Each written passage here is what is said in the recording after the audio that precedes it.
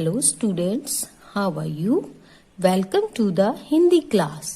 बच्चों, अपनी हिंदी लिटरेचर की बुक मेघला निकाल कर बैठ जाएं और ध्यान पूर्वक आज का सेशन अटेंड करें। बच्चों, आज हम पढ़ेंगे पोइट्री की एक नई विधा कुंडलियां। इसके कवि गिरिधर कवि राय जी हैं। तो आइए अपनी मेघला बुक के पाठ 13 के पृष्ठ 100 पर चलते हैं। बच्चों, आपको यह कुंडलियां शब्द अवश्य आकर्षित कर रहा होगा। यूं तो कुंडली का संबंध सांप के बैठने की स्थिति से है। सांप जब कुंडली मारकर बैठता है तो उसका मुख और पूंछ एक समान यानी एक जैसे दिखते हैं। कुंडली भी उसी प्रकार 6 पंक्तियों की पोएट्री यानी पैराग्राफ होता है, जिसका पहला और अंतिम शब्द सेम होता है। डियर स्टूडेंट्स, कुंडलियां शुरू करने से पहले एक नजर डालते हैं इनके स्टेप्स पर। यह देखिए, मैंने आपके लिए यह स्टेप्स लिख के रखे हैं। आपने भी इसी ढंग से अपनी कॉपी पर सभी स्टेप्स अनुसार इनकी व्याख्या करनी है। बच्चों, किसी भी कुंडली की व्याख्या करने के 5 चरण होते हैं, जिन पर हम एक एक करके चर्चा करेंगे। पहला चरण यानी फर्स्ट स्टेप, संकेत। इसमें हम कुंडली में दी गई प्रथम पंक्ति के पहले 2-3 शब्द और अंतिम पंक्ति के अंतिम 2-3 शब्द लिखते हैं। दूसरा चरण यानी प्रसंग। इसमें हम अपनी पुस्तक का नाम, कवि का नाम और कविता का उद्देश्य लिखते हैं। तीसरा चरण यानी व्याख्या। इसमें हम कवि द्वारा लिखित भाषा को सरल शब्दों के आधार पर अपनी भाषा में लिखते हैं। चौथा स्टेप भावार्थ। इसमें कुंडली का भाव अर्थात कवि द्वारा कुंडली में दिया गया संदेश लिखा जाता है। 5वां स्टेप यानी विशेष। विशेष में हम कुंडली के कला पक्ष अर्थात कुंडली की भाषा यानी कुंडली की भाषा अवधि। विदा यानी यह कविता है या दोहे, इसकी विदा क्या है? कुंडली। उसके बाद शब्दार्थ यानी कुंडली में दिए गए कठिन शब्दों के अर्थ लिखेंगे। तो बच्चों, ये थे कुंडली की व्याख्या करने के 5 स्टेप्स यानी 5 चरण। चलिए बच्चों, अब अपनी पुस्तक पर चलते हैं। सबसे पहले हम एक नजर डालते हैं डिफिकल्ट वर्ड्स मीनिंग्स पर। उद्देश्य, एम, लगाव, मोह, होड़ सी लगना यानी कंपटीशन। नेक्स्ट अभिमान, अ भ को छोटी ई ब को आन अभिमान। गर्व, स्थिर, आधे स को छोटी ई थर स्थिर मतलब फिक्स्ड। मधुर, म ध को छोटा उर मधुर मीठा। गिरिधर। बच्चों, यहाँ पर कवि के नाम में गिरधर लिखा हुआ है, पर आपने गिरिधर लिखना है। ग को छोटी ई र को छोटी ई धर गिरिधर। शीर्षक मीन्स हेडिंग। चलिए बच्चों, अब हम प्रथम कुंडली की 6 पंक्तियों में दिए गए कठिन शब्दों को समझ लेते हैं। पहला दौलत। दौलत मीन्स धन। पाए, पाकर। हूं, मैं भी। अभिमान, घमंड। चारी को, चार। ठाऊ, पास। जियत, रहकर। जस, यश। लीजय, प्राप्त। विनय, विनय पूर्वक। कीजय, करिए। आगे पेज 101 पर चलते हैं। घट, घर। दौलत, डोलता।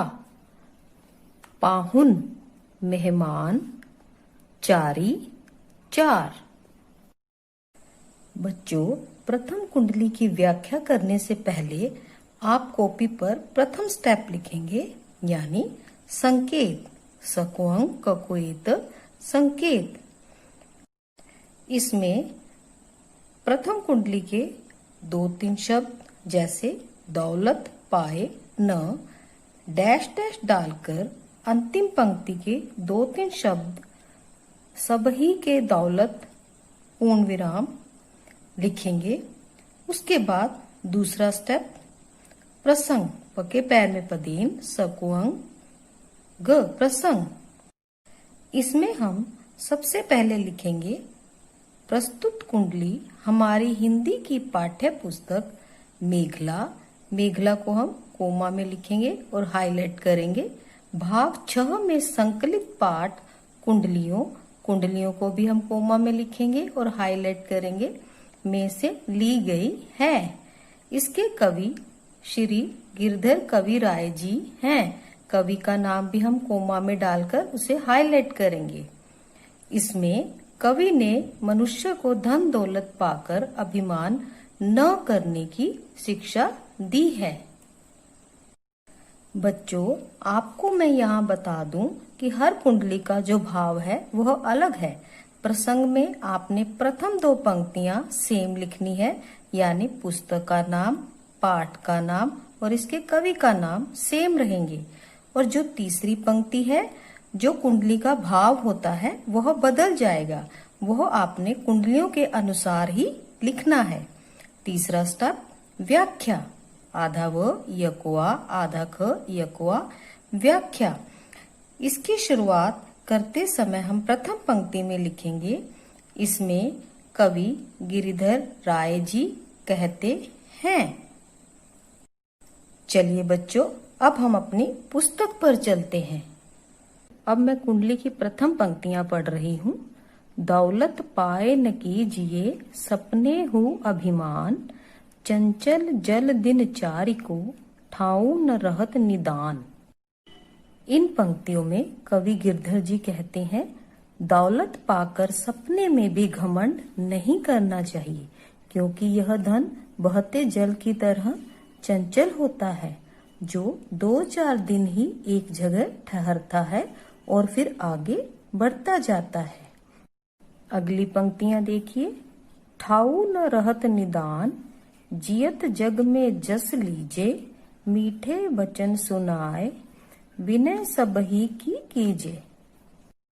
यानी इस नश्वर धन पर अहंकार ना करते हुए इसे दूसरों के परोपकार में लगाना चाहिए और सबके साथ मीठी वाणी में बात करनी चाहिए।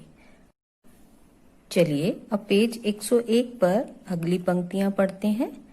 कह गिरधर कवि राय, अरे यह सब घट तौलत, पाहुन निसि दिन चारी, रहत सबही के दौलत।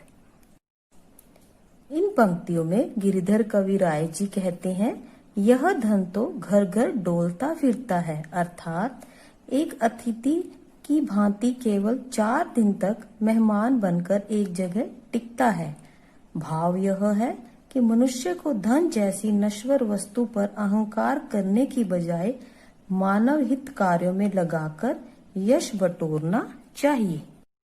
अब बच्चों, आपने इन कुंडलियों की व्याख्या के अंत में भावार्थ लिखते हुए 5वें स्टेप में विशेष और इसके शब्दार्थ को जोड़ देना है। अब अगली कुंडली पर चलते हैं। गुण के गाहक, गाहक में चाहवान, सहस सैकड़ों, बिनु गुण गुणहीन, लीहे न कोय कोय कोई।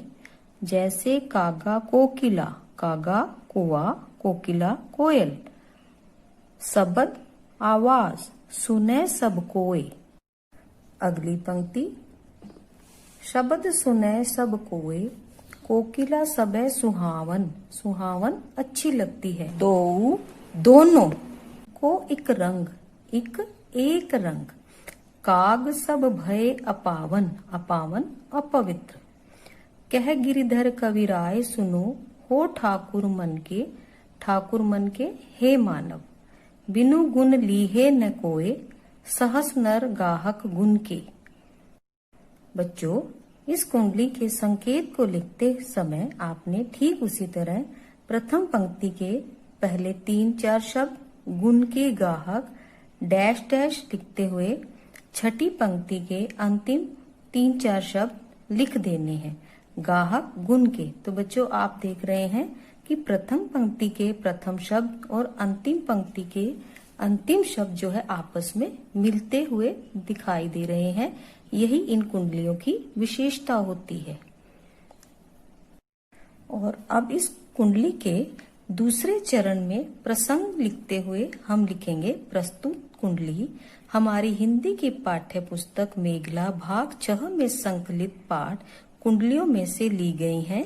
इसके कवि श्री गिरधर कविराय जी हैं।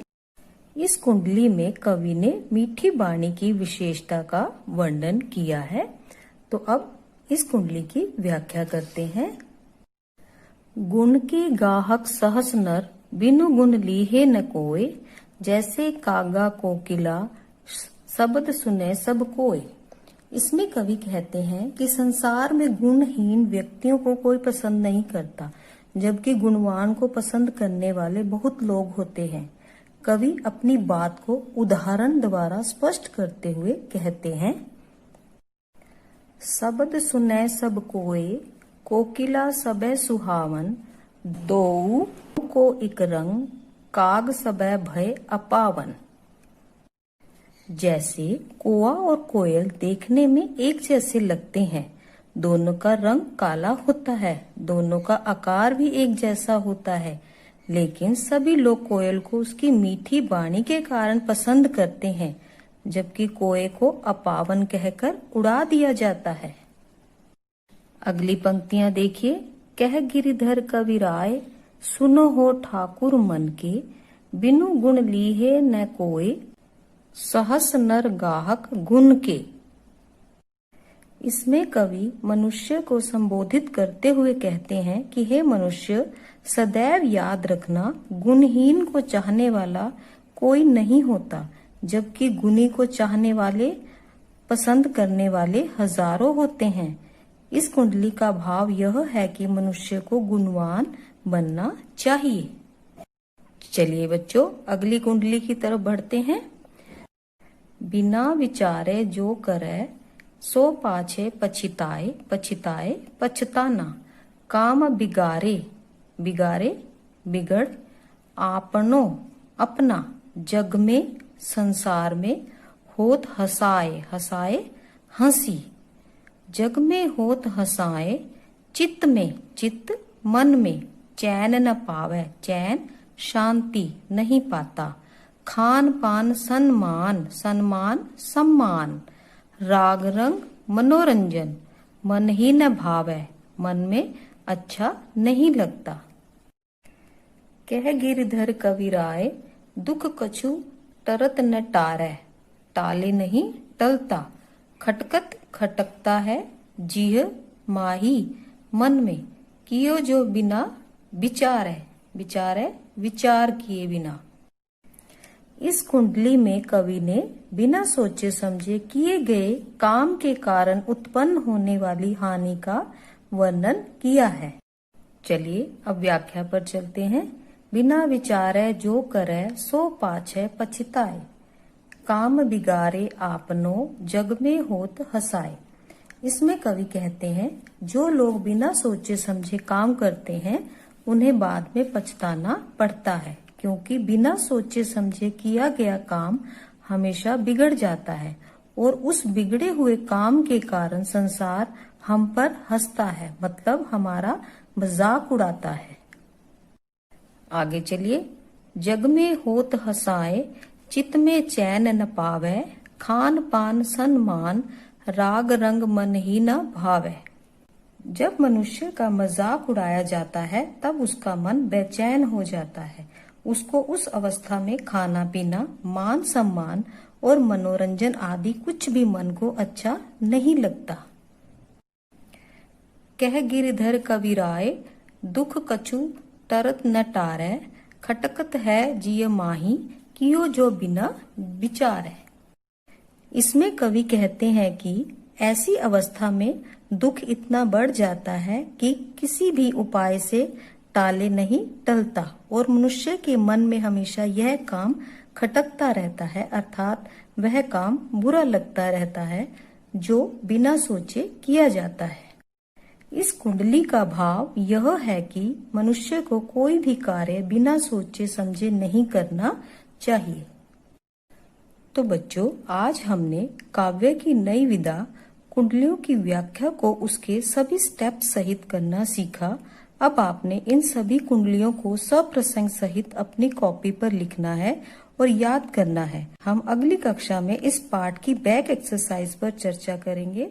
Till then, good bye.